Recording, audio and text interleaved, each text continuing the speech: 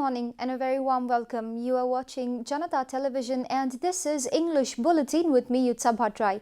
The top stories first. Government decides to form border inspection committee. Team will try to resolve disputes with both India and China. Nepali Congress warns government to abide by election code, urges Election Commission to take actions against violations. Impoverished countries to take direct external aid towards national development. This can help LDCs avoid debt trap, says UN report. US considers pulling out up to 4,000 troops from South Korea. Local media reports defense cost as the reason behind pullout. And Virat Kohli wants pink ball test as exception, not rule.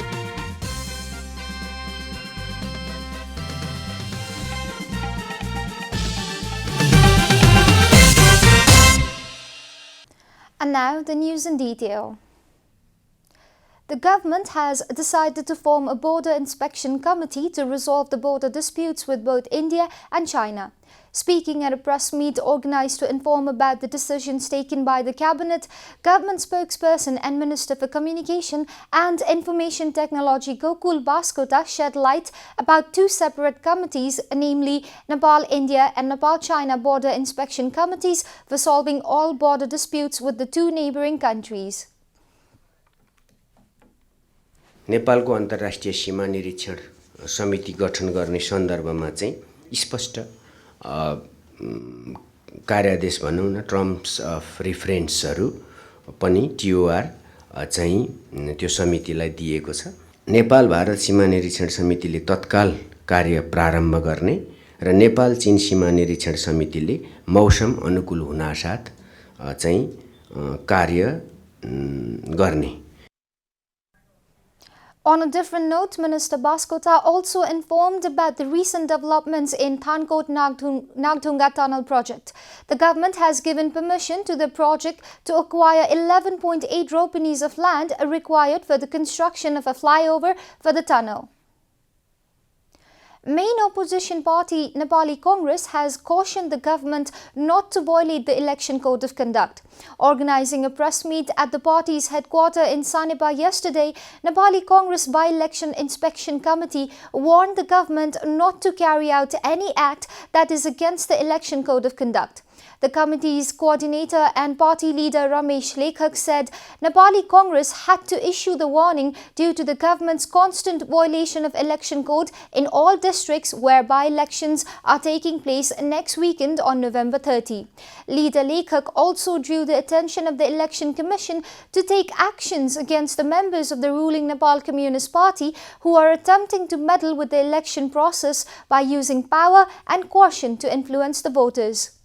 अहिले पनि चाहिँ त आचार संहिताको विपरीत सत्ताको चाहिँ त दुरुपयोग गरेर उपनिर्वाचनलाई प्रभावित गर्ने कामहरु भइराखेको स्थिति हामीले देखेका छौं आजका मितिमा पनि।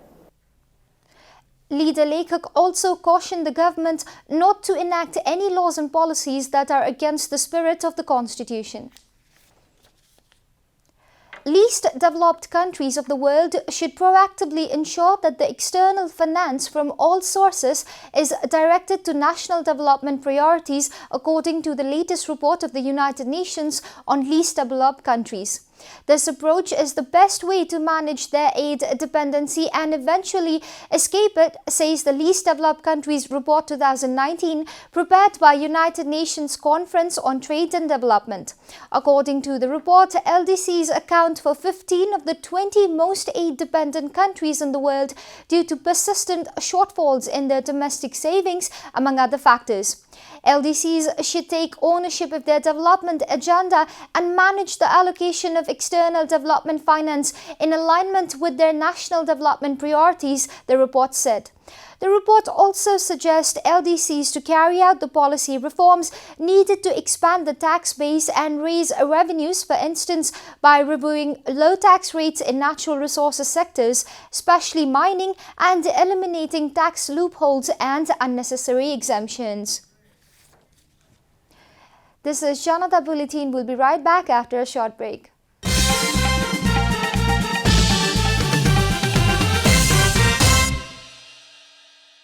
Welcome back. We continue with other national news. Prime Minister KP Sharma Oli has directed the concerned government bodies to fill the potholes of Kathmandu within 4 months. Prime Minister Oli's statement regarding road repair came while he was instructing the new members of his cabinet about their respective duties. Listening to the news about the potholes and the pathetic condition of road every day has left me frustrated, the Prime Minister said. He cautioned the concerned department to fix all the roads within the next 4 months. यो काठमाडौँका खाल्टाको गीत कति सुन्ने यो गीत काठमाडौँका खाल्टा कहिले सुनौ केही सारङ्गी बज्छ television खोल्यो उही सारङ्गी radio खोल्यो उही सारङ्गी अनलाइन उही सारङ्गी काठमाडौँका खाल्टाको रेलै यो किन समाप्त नपार्ने त्यसकारण यो चौमासी भित्र काठमाडौँमा खाल्टा साल्टा सबै समाप्त गर्नु। Stating that the nation has undergone big changes, Prime Minister Oli stressed on the need of coordination between each ministry while working for the benefit of the nation. 95% households in Nepal have access to electricity, states a survey report prepared by the World Bank. According to a first-of-its-kind national survey conducted by the World Bank, 72 out of 100 households have access to reliable, affordable and uninterrupted access to electricity for a significant part of the day. The survey report says 70 out of 100 households continue to use firewood and other polluting and harmful fuels for cooking in Nepal despite progress on the coverage and quality of electricity access. Meanwhile, 67% of households have uninterrupted access to electricity for at least 8 hours a day, the report further said. Since this 2017 survey, Nepal has made further progress by increasing grid electrified population from 72% to 78%. The country has been free from power cuts since 2018, said Faris H. Haddad Zavos, World Bank's country manager for Nepal. The Nepal National Household Level Survey was a part of the Global Survey on Energy Access, which relies on the multi-tier framework approach piloted by the World Bank with the support of the Energy Sector Management Assistance Program. The World Bank claimed that this is the first time a survey has tracked the quality of electricity access across households in Nepal compared to more conventional binary approach. And now the news from economic front.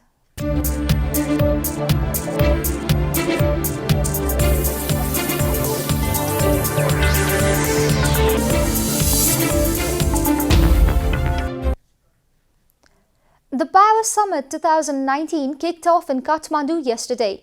Speaking at the inauguration of the 2 days conference, Minister for Energy, Water Resources and Irrigation, Barshaman Pun, said this is the right time for investment in energy sector. The minister further said that the government is committed to protect foreign investment made in the sector. He also said that the generation of energy is vital for economic prosperity. Electricity trade is reportedly the major agenda of the summit, being organized by the Independent Power Producers Association of Nepal. President of IPPAN, Shailendra Guragai, said that the summit will help Nepal find international market for electricity. Development is not possible without electricity, said Guragai. Participants from Nepal, India, Bangladesh, Bhutan, China, among others, are attending the 2-day event in the capital. The conference will conclude today. Time for a short break here at Janata Bulletin. Stay tuned for international news.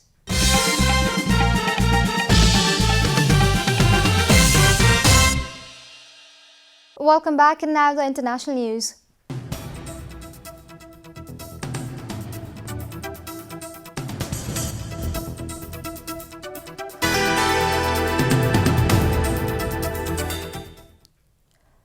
The United States is considering a significant cut to its troop numbers in South Korea if Seoul does not contribute more to the cost of the deployment, South Korean newspaper Chosun Ibo reported yesterday.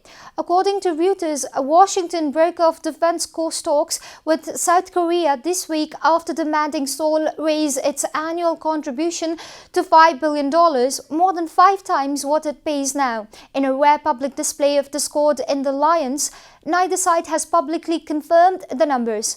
But US President Donald Trump has said the US military presence in and around South Korea was $5 billion worth of protection.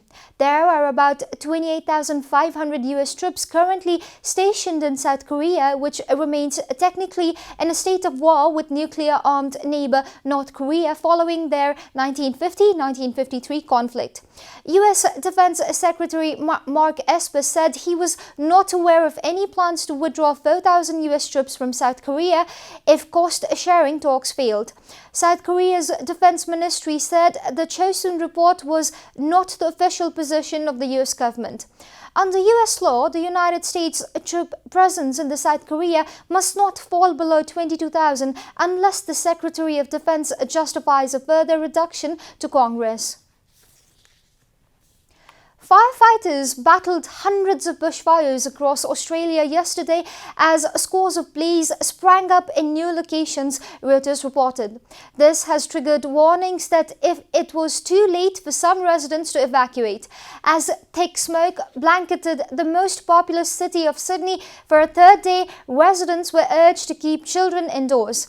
This has stepped up pressure on Prime Minister Scott Morrison to tackle climate change. By early afternoon, dozens of fires were burning across the southeastern state of Victoria, and temperatures of 40.9 degrees Celsius in Melbourne, its capital, matched the hottest day on record in 1894. Australia's Weather Bureau said blazes across several states have endangered thousands of people, killing at least 4 people this month, burning about 2.5 million acres of farmland and bush and destroying more than 400 homes. The early arrival and severity of the fires in the southern hemisphere spring follows 3 years of drought that experts have linked to climate change, which have left bushland tinder dry.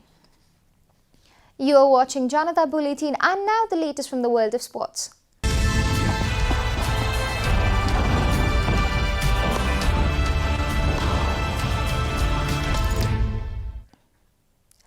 Day-night matches have helped rejuvenate the game's longest format, but Test cricket should not be bound by the latest trends, says India's captain Virat Kohli. Test cricket must instead focus on the battle of wills between batsman and bowler, Reuters quoted Kohli as saying yesterday. India have been the only major full-member nation not to have played a day-night test, a concept which pundits say will help address dwindling attendance in most test venues. Kohli's men will finally take the pink ball plunge today at Kolkata's Eden Gardens against Bangladesh playing their maiden day-night test. Kohli is all for innovation but dreads the idea of twisting test cricket to pander to popular taste. In my opinion, this should not become the only way test cricket is played, the 31-year-old told reporters ahead of the second and final test against Bangladesh. Diego Maradona decided to stay on as a coach of Argentine club Gimnasia in a surprising about-turn yesterday, 2 days after saying he was leaving his job at the struggling First Division side. Maradona's agent Christian Bangring told an Argentine radio station he's going to continue at Gimnasia. According to Reuters, Maradona's lawyer Matias Morla told a news conference the former World Cup winner changed his mind after the candidates for club president agreed to put their differences aside ahead of Saturday's election. Maradona took the job in September on the condition Gabriel Pellegrino stays on as club president, but Pellegrino's decision not to run for election caused Maradona's surprise resignation. The announcement prompted an outpouring of emotions from fans, many of whom turned up at the club to call on Maradona to stay. It is not clear if Pellegrino will be consensus candidate in the upcoming ballot. Maradona, who won the World Cup in 1986 and is widely regarded as one of the greatest players of all time, took over the club from La Plata just outside Buenos Aires, charged with helping them avoid relegations. We are at the end of Janata Bulletin and the headlines once again. Government decides to form border inspection committees. The team will try to resolve disputes with both India and China. Nepali Congress warns government to abide by election code, urges election commission to take actions against violators. Improvise countries to direct external aid towards national development. This can help LDCs avoid debt trap, says UN report. US considers pulling out 4,000 troops from South Korea. And Virat Kohli wants pink ball test as exception, not rule.